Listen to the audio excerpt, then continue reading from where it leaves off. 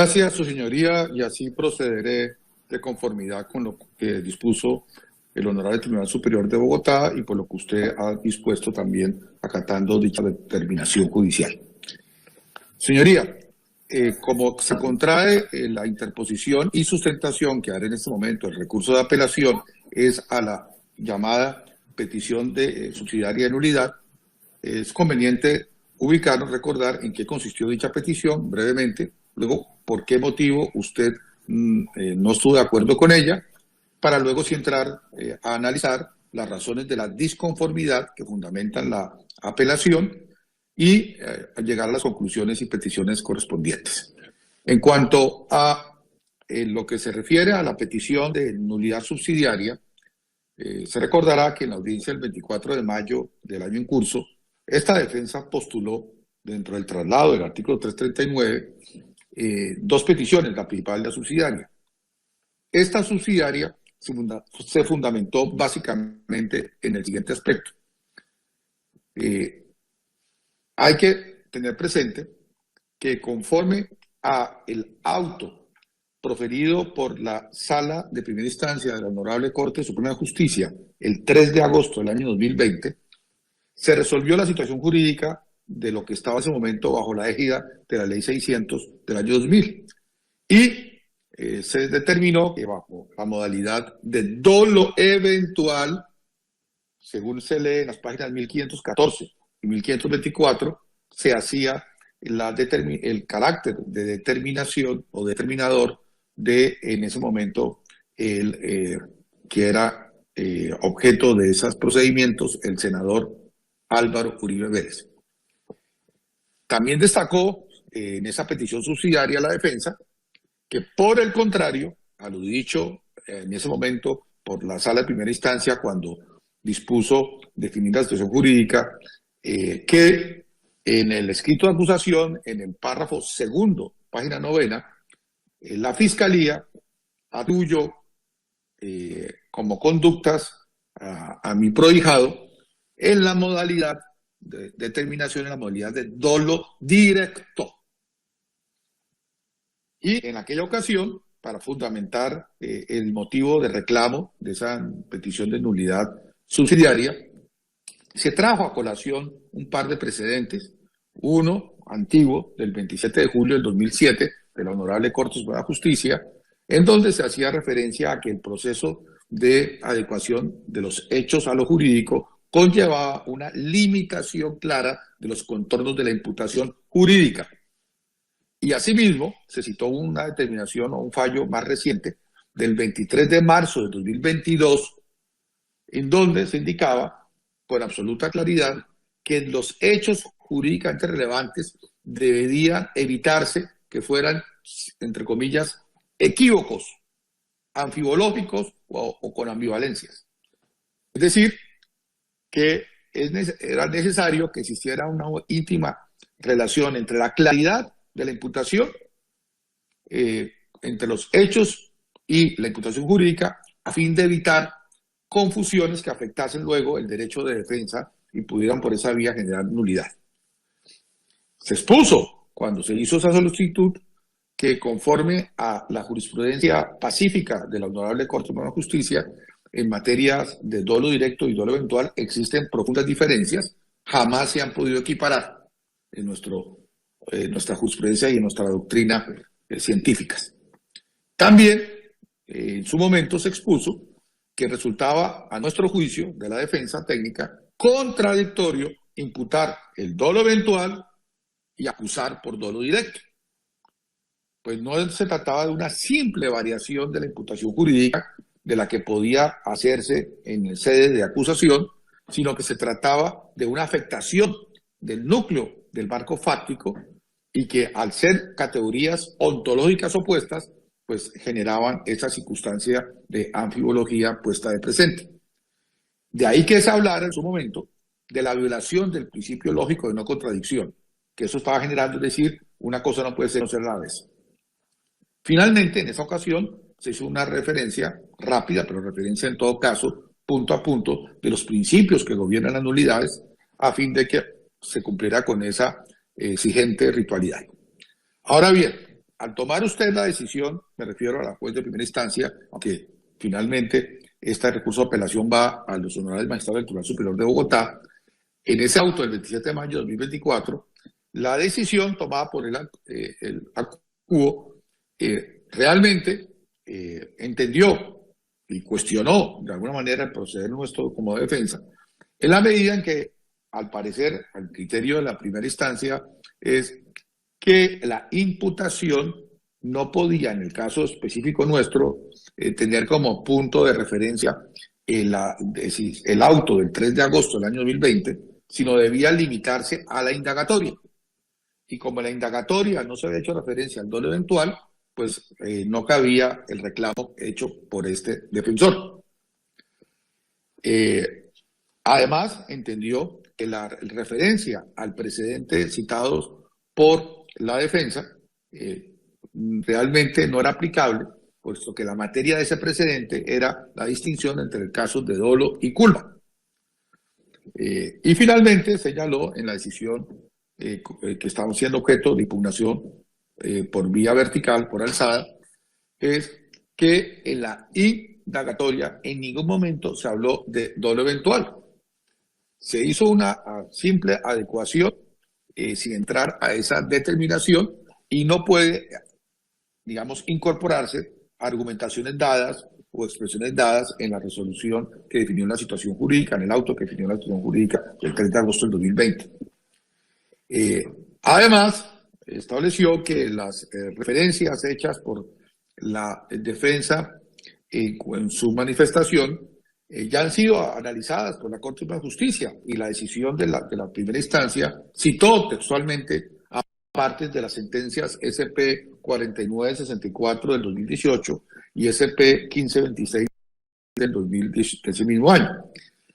Y además, la decisión de primera instancia concluyó afirmando que tal vez lo único nuevo que formuló el señor defensor tampoco resultaría procedente, cito textualmente, en la petición de nulidad, pues si alguna duda le surgía en relación con el dolo de la solución, no era la de invocar la nulidad, sino como lo decantó la Corte Suprema de Justicia, procede invocar su aclaración, punto que para nada escribió en el momento procesal oportuno.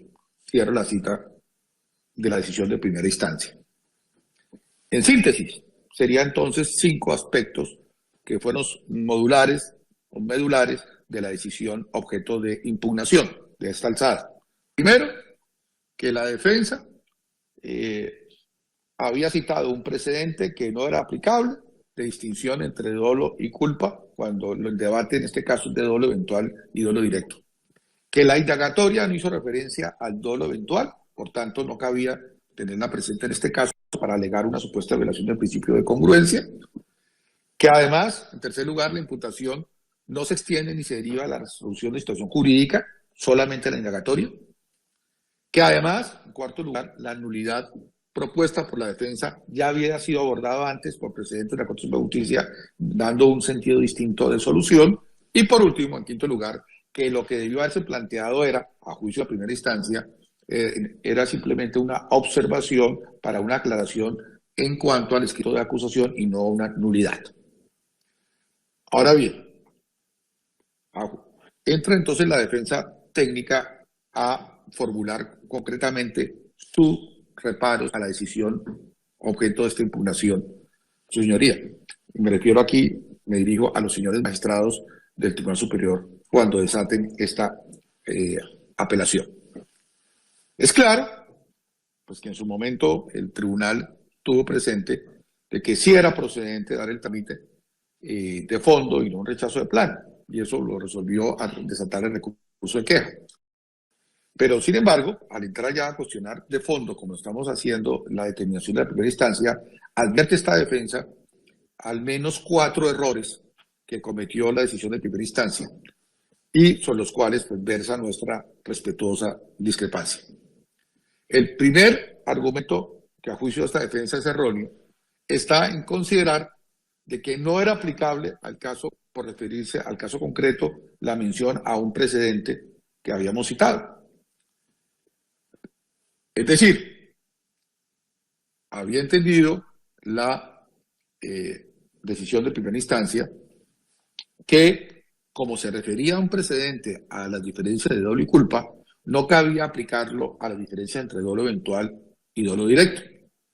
A este respecto debe decir esta defensa que los precedentes jurisprudenciales no son únicamente aplicables o considerados si hay una coincidencia exacta, literal, entre los fundamentos de hecho del caso resuelto y el caso por resolver. Un planteamiento que siga esta línea argumentativa pues haría en la práctica casi nugatoria la evolución de la jurisprudencia, puesto que sería aplicable simplemente para casos idénticos y no para extraer ni más ni menos la normatividad, la razón de ser, la ratio decidendi. Esto en su momento fue ampliamente abordado y lo supera el marco de esta apelación, pero baste con decir que la doctrina de los stare decisis propia del common law se refiere a eso, que lo que uno extrae es la razón de ser que se puede aplicar a casos análogos, no que sean idénticos. En otras palabras, lo relevante es que las consideraciones jurídicas esenciales del precedente puedan ser extrapoladas a situaciones similares, análogas, parecidas, no idénticas, respetándose la teleología del fallo que se invoca como precedente.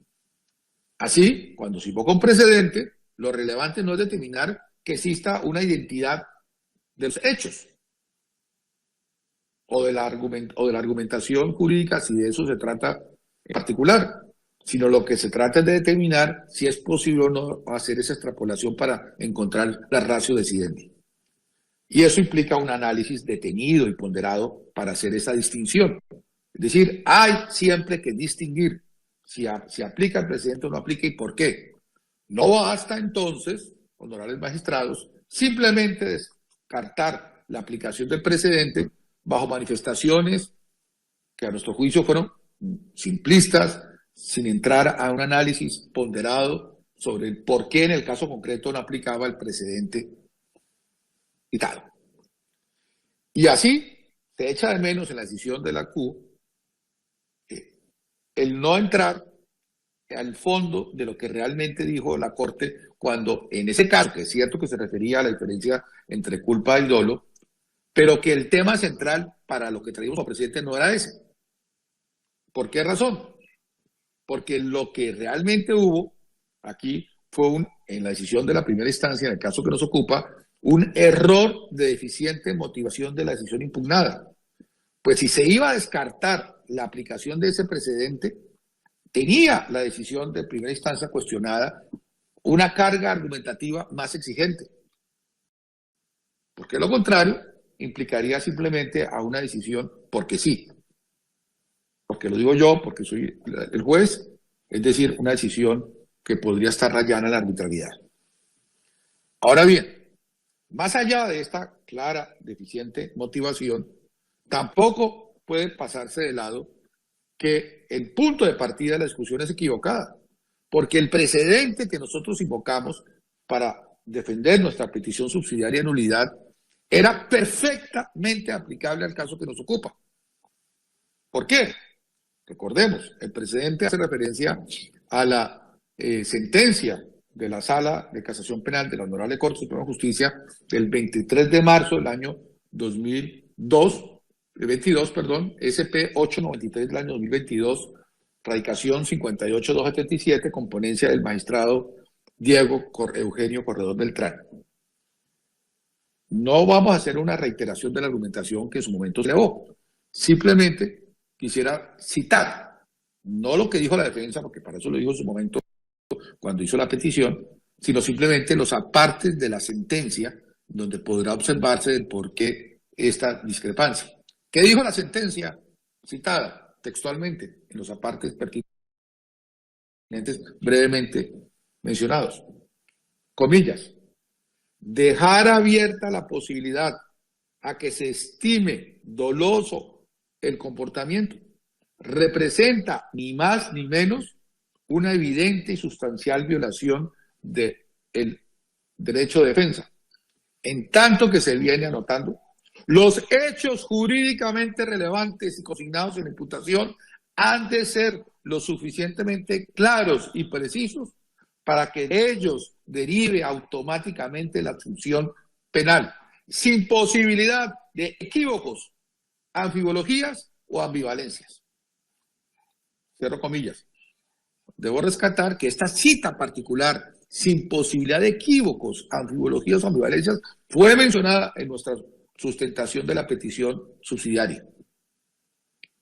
Y continúa la decisión citada como precedente que no fue aceptada por la primera instancia. Comillas. Desde luego, emerge de absoluta deslealtad esa facultad de sorprender después al procesado con unos hechos diferentes al núcleo esencial. Ni es factible en términos del debido proceso y del derecho a contradicción obligar al procesado a que adivine cuáles pueden ser las circunstancias vacilares pasibles de utilizar a futuro por el fiscal, lo que también implica desarrollar una ingente tarea de defensa que abarque todas cuantas puedan consagrar el Código Penal. Y más adelante dice la decisión citada. Igual conclusión deriva de estimar, como lo hace el mismo fiscal delegado, que ese factor indispensable y fundamental, el dolo, puede extraerse de manera tácita, precisamente porque el encargado del acto de comunicación se obliga a expresar manifestación de los hechos trascendentes, sin que ello pueda dar lugar a variadas interpretaciones o elucubraciones que extraigan de lo tácito su efectiva naturaleza. Mucho menos se releva si lo que se refirió modalidad culposa contraviene dicha inferencia. Y dos párrafos adicionales para concluir. Representa ostensible violación del debido proceso y del derecho de defensa que se faculte al fiscal plantear una especie de delimitación alternativa de los hechos jurídicamente relevantes para así permitir escoger después cuál de las fórmulas quiere aplicar. Acorde con lo anotado, la Corte advierte necesario decretar la nulidad de lo actuado a partir incluso de la audiencia de formulación de imputación, no solo porque emerge evidente y trascendente la violación de los derechos allí consignada, sino que atención a que no existe otro mecanismo que permita respaldar el daño causado. Es decir, con esta cita concluyo para manifestarle a los honorables magistrados del tribunal que revisen esta apelación, que efectivamente la ratio decidente no era la diferencia entre el dolo y culpa. La ratio decidente de ese precedente era que no se podía tener hipótesis alternativas, que no se podían elevar cargos anfibológicos o contradictorios o que fuesen objeto de posibilidades diversas, que no se podía poner a la defensa a adivinar en cuál de estas se podía ubicar. Y ciertamente, aquí estamos hablando de una situación alternativa, puesto que no es lo mismo hablar de dolo eventual a hablar de dolo directo en una determinación. ¿Qué es el mensaje que nos da? ¿Cuál es la lección? ¿Cuál es la parte central del precedente citado por parte de la defensa cuando elevó este planteamiento y que fue desechado por la decisión de primera instancia? Que los hechos jurídicamente relevantes deben ser claros y precisos y que no permitan, que, como dice textualmente la decisión, sin posibilidad de equívocos, anfibología o ambivalencia. Ese fue el planteamiento hecho por la defensa en la primera, cuando elevó su petición y que fue desconocido por la primera instancia. En este caso, es claro que la Corte Suprema de Justicia se ocupó de hechos jurídicamente relevantes que se habían presentado de tal manera que daban a la posibilidad de dos imputaciones jurídicas. Una de culpa y otra de dolo, que como diferencia entre culpa y dolo, por supuesto que es distinto al caso que nos ocupa. Pero el tema central no era la diferencia entre la culpa y el dolo, era el que no podía darse esas situaciones anfibológicas ambivalentes. No podía haber imputaciones alternativas. Por tanto, es claro que el precedente citado por esta defensa debía ser correctamente interpretado para fundamentar su petición y no ser despachado de la manera ligera como ya lo vimos. Pero además, y esto hay que decirlo, para evitar que se fuese a razonar en el sentido de quienes puedan luego oponerse a esta apelación y que tengan que anticipar la argumentación cuando se discurra un traslado del cual no tendré oportunidad luego de pronunciarme, pues hay que decir que si se va a argumentar que es que de todas maneras el dolo eventual es una modalidad del dolo igual que el dolo directo y por tanto son categorías que no generan esa alternatividad o ambivalencia o ambivología, pues ello no es cierto, puesto que sin duda hay una profunda diferencia conceptual entre la categoría del dolo eventual y la categoría del dolo directo. Y claro, cuando hay una profunda diferencia entre las dos categorías, pues es aplicable la regla del precedente que debe evitarse imputaciones que generen esa alternatividad. No vamos a discutir la diferencia entre el dolo y la culpa, ese no es el debate. Lo que sí hay que decir es que sí son también diferenciables las categorías de dolo eventual y dolo directo. Y no solamente son diferenciables en el plano teórico, son diferenciables y tienen consecuencias de la perspectiva fáctica, desde el núcleo fáctico de la imputación. Y tan es así que sí ha habido una materia, y le podrá dar cuenta extensa en sus innumerables horas de clase dadas sobre el tema, por ejemplo, por mi distinguido compañero de esta defensa, el profesor Jaime Lombana Villalba, es esa distinción entre el dolo eventual y el dolo directo. Ha sido de los temas más debatidos en la dogmática. Solo para citar un ejemplo, en la literatura publicada en Colombia, quisiera traer la del profesor Stefano Canestrari, gran profesor de Bolonia, Italia, quien en una obra sobre la estructura del dolo eventual, publicada en el número 11 de la revista de Derecho Contemporáneo del año 2005, páginas 99 a 150, muestra el enorme debate que había incluso hace prácticamente 20 años y que ha seguido creciendo. Por tanto, venir a decir que se trata de situaciones que desde el punto de vista ontológico y desde el punto de vista conceptual es lo mismo, no es cierto. Como de lo que se trata entonces, según el presidente citado, es proscribir imputaciones que sean anfibológicas, contradictorias o alternativas, pues cuando una es la imputación que se hace a un título, dolo eventual, y otra la que se trae el escrito de acusación, dolo directo, pues se están dando esa alternatividad que proscribe la jurisprudencia. Y ese no es cualquier error, es un error trascendente. Se evitó, se evadió las consideraciones del precedente y además de eso se trae como consecuencia la afectación del principio de congruencia que afecta el núcleo del derecho de defensa y por eso es que se postuló en su momento la petición de nulidad subsidiaria.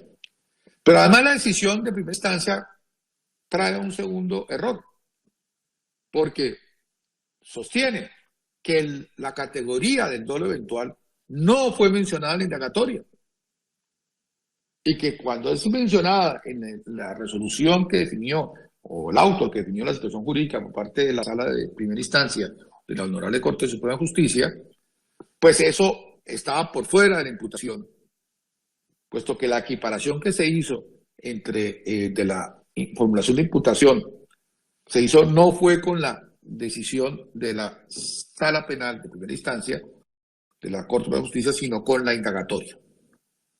Pues esto no es cierto.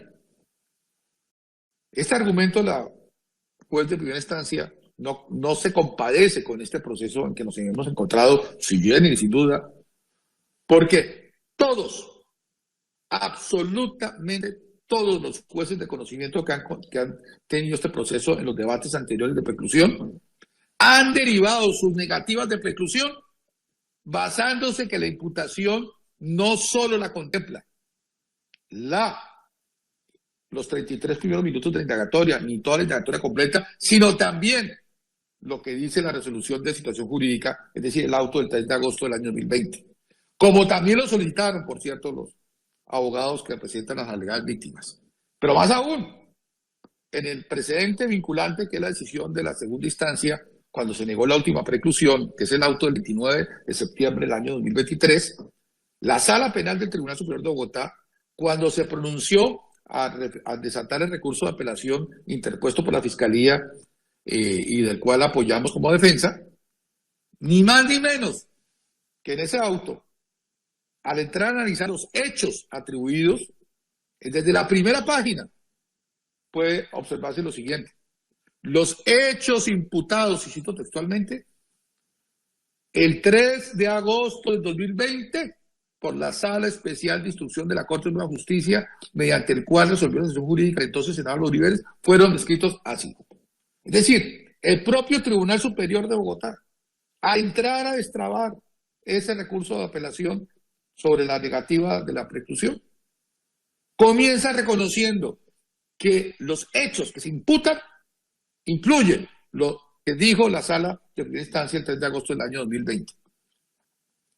Entonces, si el Tribunal Superior, al analizar y entrar a las conclusiones que no viene el caso ya en lo que decidió, parte del hecho que la imputación incluye esa decisión del 3 de agosto del 2020, lo mismo que hicieron todos los jueces, lo mismo que habían pedido los intervinientes en este caso, ¿cómo es que ahora nos dicen que no, que esa imputación no abarca la decisión del 3 de agosto del 2020, sino solamente la indagatoria?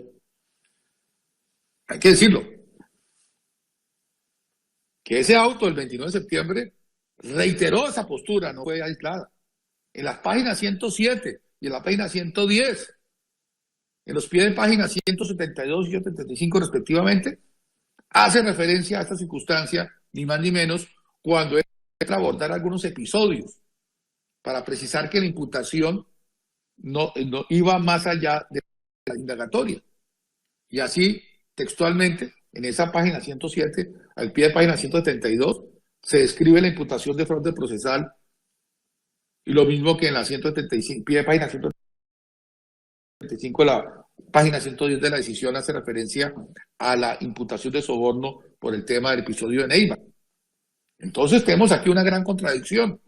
Para negar la preclusión, sí se tiene en cuenta la decisión que definió la actuación jurídica del auto del 3 de agosto de 2020, que condensa la imputación.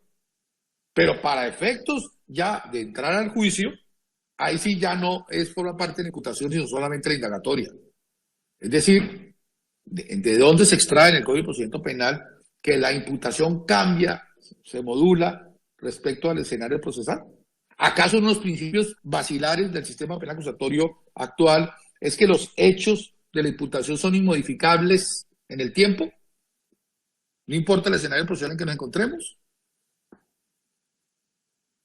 Que no podemos ignorar esa realidad que llevó a la defensa, incluso desde el comienzo, acuñara la expresión de imputación elástica. Siempre hemos sido coherentes en esto. La Fiscalía, por ejemplo, en las audiencias de preclusión, siempre utilizó el auto del 3 de agosto del 2020 para determinar el alcance de los hechos jurídicamente relevantes y los delitos imputados. Los jueces de conocimiento, todos fallaron en la misma dirección, y el Tribunal Superior también lo hizo, pero además con el apoyo de los abogados de las alegadas víctimas. Entonces, si en todas partes, en toda la actuación procesal hasta ahora, se ha reconocido, ¿cómo es que ahora nos asaltan y nos dicen que ya no forma parte de la imputación lo que dice el auto del 3 de agosto del 2020? Es una total incoherencia, y eso implica por qué, claro que hay una violación del principio de congruencia y una afectación grave del derecho de defensa. Pero más aún, lo que aquí se ha sostenido, honorables magistrados, no es que estemos de acuerdo con esa imputación elástica que la hemos calificado. Siempre la rechazamos. Pero ya aquí se ha convertido en una situación consolidada, incluso con la última decisión que rechazó la posibilidad de queja sobre la nulidad primera presentada principal. Por eso nos contraemos solamente la subsidiaria. En tanto que, pues justamente, se ha entendido que esa decisión del 3 de agosto de 2020 también forma parte de la imputación. Por tanto, si eso es así, si efectivamente es así, pues se imputó a título de dolo eventual. Forma parte de la imputación del dolo eventual. Y venir ahora, en el escrito de acusación, a establecer que la determinación no fue a título de dolo eventual, sino de dolo directo, genera una situación alternativa, una situación que es anfibológica, que es ambigua y que viola centralmente ese principio de congruencia y por tanto el derecho de defensa, y que es lo que motiva la petición de nulidad subsidiaria y por tanto el motivo de rechazo de la decisión de primera instancia que fundamenta esta alzada. Así las cosas, honorables magistrados, la decisión de primera instancia se equivoca al desconocer que el auto que definió la situación jurídica, que se ha venido utilizando siempre, a pesar de nuestras protestas, hizo referencia a el dolo eventual. Se construye la determinación al imputado Álvaro Uribe Vélez sobre esa base y de manera coherente tenía la defensa que prepararse para enfrentar esa y no otra imputación, que es la que aparece ya en el escrito de acusación cuando pasa a ser determinación, pero a título de dolo directo, siendo dos cosas totalmente diferentes. ¿Por qué es trascendente entonces? Porque lleva a la defensa, no sabrá qué defenderse si se defiende del dolo eventual o del dolo directo, con todas las implicaciones que tiene en una estrategia defensiva. De haberse reparado por parte de la decisión de primera instancia de este tema en concreto, se hubiera podido corregir. ¿De qué manera? Decretando la nulidad. Pero no, ya vimos que la decisión de primera instancia no le dio curso a esa petición. Tercer error, señor. El tercer error hace referencia a que la decisión de primera instancia, me parece que perdón, señoría, que el micrófono de la señora fiscal se activó por accidente. Discúlpeme, sí señor, No, gracias señor. No faltaba, a todos nos pasa. Bueno, decía que hay un tercer error y es que la decisión de la primera instancia se equivoca al sostener que conforme a los precedentes jurisprudenciales, el planteamiento de nulidad que elevamos en su momento ya había sido decantado por la jurisprudencia de la Corte Suprema de Justicia en sentido diferente. Y citó la primera instancia dos providencias. Una del 14 de noviembre del año 2018, la SP 4904, y otra del 9 de mayo del mismo año, la SP 1526. La primera de la segunda de las citadas, la del 9 de mayo del 2018, la SP 1526, si uno hace una lectura de la misma, pues no encuentra que se pueda extraer una conclusión según la cual este tipo de cambios en la imputación jurídica se puede hacer sin que eso afecte garantías. No se puede extraer de la misma la conclusión que la variación de la imputación fáctica que conlleva el cambio del dolo eventual al dolo directo pueda no ser objeto de una solución por vía de nulidad. Si se analiza ese precedente, se verá que lo que la Corte estaba analizando era si realmente se estaba dando una variación de la modalidad imputada y frente a la acusación, y en ese sentido, pues no cabría hablar si realmente hubo una variación entre los hechos y el reproche, dado que al parecer sí se mantuvo los hechos y el reproche en esa decisión, a diferencia del vuestro. Aquí, como sabemos, la modalidad del dolo eventual estuvo presente en el precedente que cita tanto en los hechos de la imputación como en la acusación. Luego, ahí sí no es aplicable el precedente porque se distingue del caso nuestro en donde estaba el dolo eventual en la imputación, pero no estaba en la acusación porque la acusación se hizo sobre una base totalmente diferente que la determinación a título de dolo directo. Entonces, pues ahí no hubo violación del principio de congruencia, que es distinto del caso que ahora nos ocupa. Es decir, hay que hacer ahí la distinción. No son asimilables, no constituye realmente un precedente aplicable en el caso concreto, honorables magistrados. Ahora bien, pretender derivar de la SP 4904 del 2018 una regla de que no habría una afectación según la cual no se genera una violación al principio de congruencia si se hace un cambio de dolo eventual al dolo directo, pues en opinión respetuosa de esta defensa no se puede hacer esa lectura de ese precedente. Recordemos que en ese caso, los miembros de la fuerza pública fueron acusados y condenados en primera y segunda instancia por el homicidio de un campesino que recogía aguacates. Y la acusación y la condena fueron bajo la categoría de dolo eventual.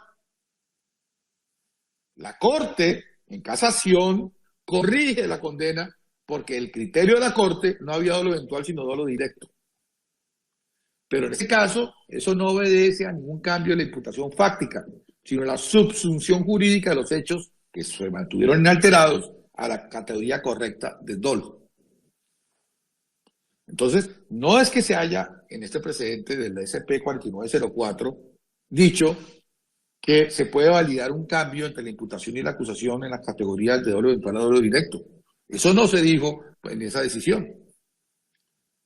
Entonces, ¿qué podemos concluir frente a eso, honorables magistrados? Que si esos dos precedentes realmente no son lo que pretende fundar la decisión de la primera instancia, que no tienen el alcance que la CUE les dio, pues por supuesto no pueden servir de base para negar la nulidad subsidiaria solicitada.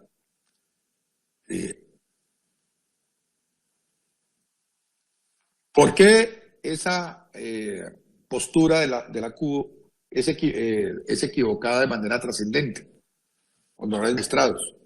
Porque fue esta una de las pocas razones que esgrimió la sentencia, el auto de primera instancia, cuando decidió simplemente desconocer o denegar nuestra petición de nulidad subsidiaria, porque se ocupó al menos de citarla y decir que en su criterio no permitía llegar a esta conclusión de nulidad.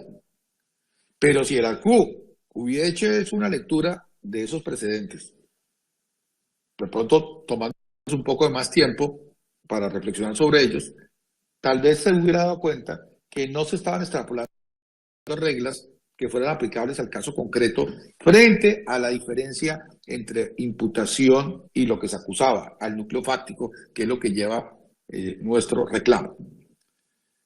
Por último, honorables magistrados, hay un cuarto error en cuanto a la decisión de la primera instancia, porque esta primera instancia se equivocó al sostener que no era procedente elevar una petición de nulidad subsidiaria, en tanto que ese planteamiento debió haber sido más bien presentado en el traslado de las solicitudes de observaciones al escrito de acusación. Eso no es cierto, por supuesto, y eso motiva nuestra cuarta razón o disconformidad frente a la decisión de primera instancia.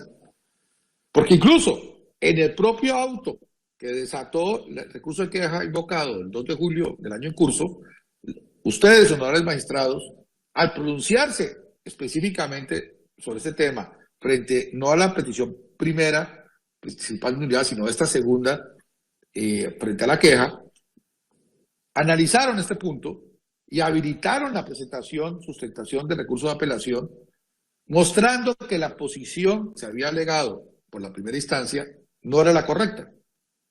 Así se puede observar los párrafos 57 a 62 de esa providencia. Puntualmente, el párrafo 60 dice, textual, de lo anterior se advierte que en el segundo bloque de interrogantes, la aclaración solicitada por la defensa tiene que ver con, entre otros, con el grado de determinación endilgado en el escrito de acusación a Uribe Vélez respecto a los delitos de soborno en la actuación penal y fraude procesal, esto es como determinador directo. En ese entendido, es viable colegir que intrínsecamente dicha aclaración exigía igualmente una explicación frente a la forma en que el procesado determinó a otras personas en la presunta comisión de los delitos atribuidos, como también en su momento se lo aclaró el Ministerio Público y al apoderado de las víctimas, por ser un aspecto inescindiblemente vinculado a dicha categoría jurídica.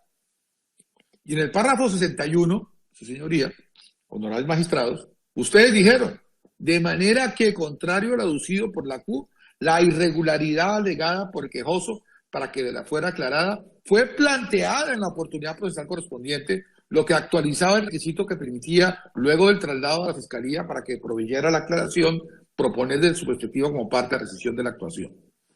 Entonces, honorables magistrados, es dable concluir que, dado que por ustedes mismos ya fue clarificada esta situación, se entiende superado para los efectos de la determinación a tomar como un asunto ya implícitamente resuelto. Así que, ten en cuenta estos errores que puntualmente se señalan en la decisión de primera instancia. Esta defensa solo le resta por decir que tuvo la oportunidad de hacer la sustentación de los aspectos formales que exigen los principios que regulan nulidades. Y fue afirmado por la defensa, a contrario a lo que la decisión de la CUE da a entender de que hubo una simple enumeración sin ningún análisis. Eso no fue cierto. Sí se cumplió. En entendido que además era una petición de nulidad subsidiaria y no principal. Pero no hay duda que lo que sí echamos de menos es que no se entrara al fondo de nuestro planteamiento, que es cardinal para el principio de respeto de congruencia y por esa vía del derecho de defensa. Los errores cometidos, honorables magistrados, todos en su conjunto, llevaron a la CUO a negar equivocadamente la nulidad subsidiaria invocada y, como ya se ha dicho, indudablemente tiene una trascendencia. Recordemos que, como lo ha aclarado la Honorable Sala de Casación Penal de la Corte Suprema de Justicia en decisión del 17 de abril del 2024, SP 835-2024, radicado 74633, en tanto hay una distorsión sustancial entre la imputación y la acusación, es pasible de solución por vía de la nulidad. Por tanto, lo que procedía y procede y se solicita en la segunda instancia es que decrete la nulidad subsidiaria que hemos elevado. En consecuencia, con el mayor respeto, le pido que a usted, juez de primera instancia, en primer lugar, que conceda esta impugnación, corriendo el traslado, por supuesto, que manda la ley, y que luego de escorrido el traslado sea concedida la apelación que aquí hemos sustentado, en el efecto suspensivo, como lo manda el numeral tercero del artículo 177 de la ley 906 de 2004. Teniendo presente, su señoría, además, que como ya lo ha recordado recientemente la Sala de Casación Penal de la Corte Suprema de Justicia en la SP 5309 de 2024, de 30 de abril, con ponencia del magistrado Fernando León Bolaños Palacio, no, en el párrafo 31, no es posible la aplicación de las normas procesales al arbitrio de la autoridad judicial, puesto que las reglas que indican los procedimientos se instituyeron para que las partes conozcan y no se vean sorprendidas en cada una de las etapas del litigio.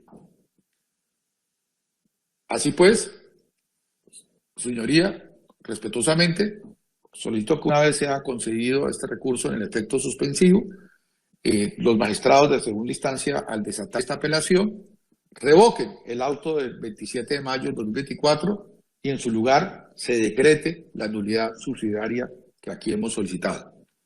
Eso sería todo, señoría. Muchas gracias.